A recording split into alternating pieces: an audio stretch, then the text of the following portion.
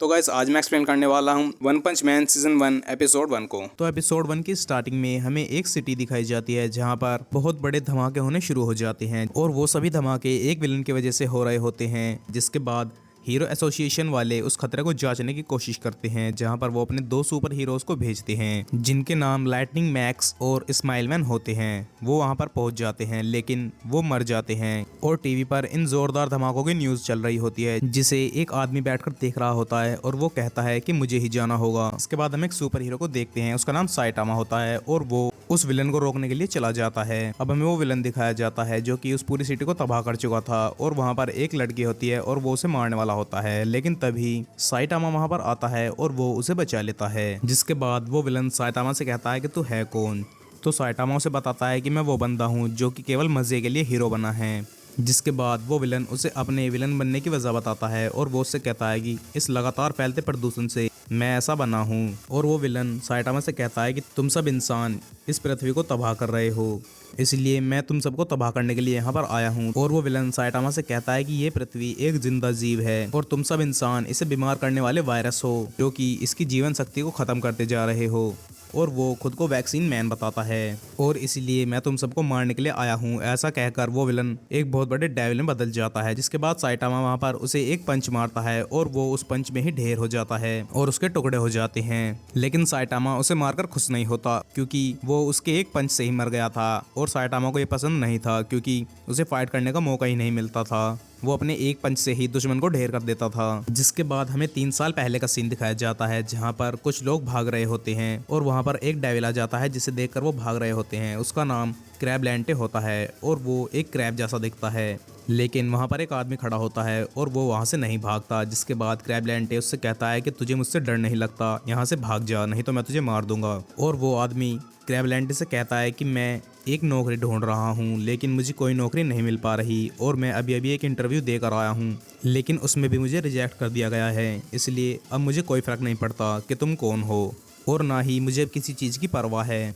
और इसीलिए मेरा भागने का भी मूड नहीं है। लेकिन क्रैबलैंटे उसे मारता नहीं है और वो उसे छोड़ देता है। जिसके बाद वो वहाँ से जा रहा होता है और वो कहता है कि मैं पहले एक मोटी ठुड्डी वाले पिद्दी को मारूंगा और वो एक बच्ची की बात कर रहा होता है। अब हम देखते हैं कि वो आदमी जिसे क्रैबलैंटे ने छोड़ दिया था वो वहाँ से चला जाता है, लेकिन रास्ते में उसे एक मोटी ठुड्डी वाला बच्चा मिलता है और वो उसे देखकर समझ जाता है कि अगर ये पकड़ा गया तो ये मर जाएगा। जिसके बाद वो आदमी उस बच्चे से पूछता है कि क्या तूने किसी बड़े केकड़े से पंगा लिया है। तो बच्चा उससे कहता है कि हाँ वो सो रहा था और मैंने उसके ऊपर कुछ ड्राइंग बना दी थी। जिसके बाद वो सोचता है कि अब मैं क्या करूं, क्या मैं इसे बचा सकता हूं। लेकिन कुछ देर सोचने के बाद वो सोचता है कि मेरा इससे क्या लेना देना, मुझे यहाँ से चलना चाहिए। लेकिन तभी हम देखते हैं कि वहाँ पर क्रैबलैंटे आ जाता है और वो उस बच्चे के ऊपर अटैक कर देता है, लेकिन तभी वहाँ पर वो आदमी उसे बचा लेता है। जिसके बाद वो आदमी उस बच्चे से कहता है कि तू यहाँ से भाग जा, वो तेरे पीछे है, वो तुझे मार देगा। जिसके बाद क्रैबलैंटे उस आदमी से कहता है कि क्या तू इस पिद्दी को बचाएगा। जिसके बाद वो आदमी उससे कहता है कि एक मजाक के लिए तुम इस बच्चे को क्यों मारना चाहते हो, तुम इसे जाने दो। लेकिन क्रैबलैंटे उससे कहता है कि जब मैं सो रहा था तो इसने मेरी बॉडी पर निप्पल्स बना दिए थे, वो भी परमानेंट मार्कर से, अब मैं इसे नहीं छोड़ूंगा। जिसके बाद क्रैबलैंटे उससे कहता है कि मेरे मजाक उड़ाने वालों को मैं मार देता हूँ और तू मेरे रास्ते से हट जा वरना मैं तुझे भी मार दूंगा और तो कोई नौकरी करने के लायक नहीं रहेगा। लेकिन वो आदमी वहां से जाने के बजाय वहां पर बैठकर जोर जोर से हंसने लगता है और वो उससे कहता है कि तुम मेरे फेवरेट एनिमे के विलन जैसे दिखते हो। जिसके बाद क्रैबलैंटे उस पर अटैक कर देता है और वो आदमी बहुत दूर जाकर गिरता है, लेकिन वो आदमी हार नहीं मानता और वो फिर उठकर क्रैबलैंटे से कहता है कि तू मान जा, वैसे भी बर्थ रेट कम हो चुके हैं और तू इस बच्चे को मारना चाहता है। और जिसके बाद वो आदमी वहां पर उससे कहता है कि तू जानता है मैं बचपन से ही हीरो बनना चाहता हूँ, ना कि किसी का नौकर, ऐसा हीरो जो कि तेरे जैसे सड़े हुए विलन को खत्म कर सके और वो भी एक मुक्के में। जिसके बाद क्रैबलैंटे कहता है कि हीरो बनना चाहता है और वो उस पर अटैक कर देता है और वो उसे बहुत मारता है। लेकिन तभी हम देखते हैं कि वो बंदा उछलता है और अपनी टाई का इस्तेमाल करता है और उसे एक फंदा बनाकर उसकी आंख पे डाल देता है और उसकी आंख को खींचने लगता है और उसकी आंख बाहर निकल जाती है। जिसके बाद वो क्रैबलैंटे मर जाता है। और जिसके बाद हमें प्रेजेंट डे का सीन दिखाया जाता है जहाँ पर साइटामा एक शॉपिंग मॉल में होता है और वहाँ पर वो कुछ खरीद रहा होता है और वो कहता है कि उसके बाद मैंने बहुत ट्रेनिंग की, जिसके बाद मैं टकला हो गया और अब मेरे आगे कोई नहीं टिक पाता। अब हम देखते हैं कि वो अपने सामान खरीदकर पैसे निकाल रहा होता है, लेकिन तभी अचानक से वो मॉल गायब हो जाता है, यानी कि टूटकर बिखर जाता है क्योंकि वहाँ पर एक और नया विलन आ जाता है और वो बहुत ही बड़ा होता है और वो उस सिटी को तबाह करता हुआ जा रहा होता है। और उस बड़े से विलन के ऊपर एक आदमी भी खड़ा होता है जो कि एक साइंटिस्ट होता है और उसके हाथ में एक फॉर्मूला होता है और हमें पता चलता है कि वो दोनों भाई हैं। जिसके बाद हमें वो विलन दिखाया जाता है। वो पहले एक सिंपल आदमी था और वो वर्ल्ड का सबसे पावरफुल मैन बनना चाहता था और ऐसा करने में उसका भाई जो कि साइंटिस्ट होता है वो उसकी मदद करता है और एक फॉर्मूला बनाता है जिसे वो अपने भाई को दे देता है और उसका भाई उस फॉर्मूला को पीने के बाद एक बहुत बड़े विलन में तब्दील हो जाता है और वो बहुत ही पावरफुल बन जाता है। जिसके बाद पूरी सिटी के अंदर कर्फ्यू लग जाता है और इमरजेंसी अलर्ट हो जाता है।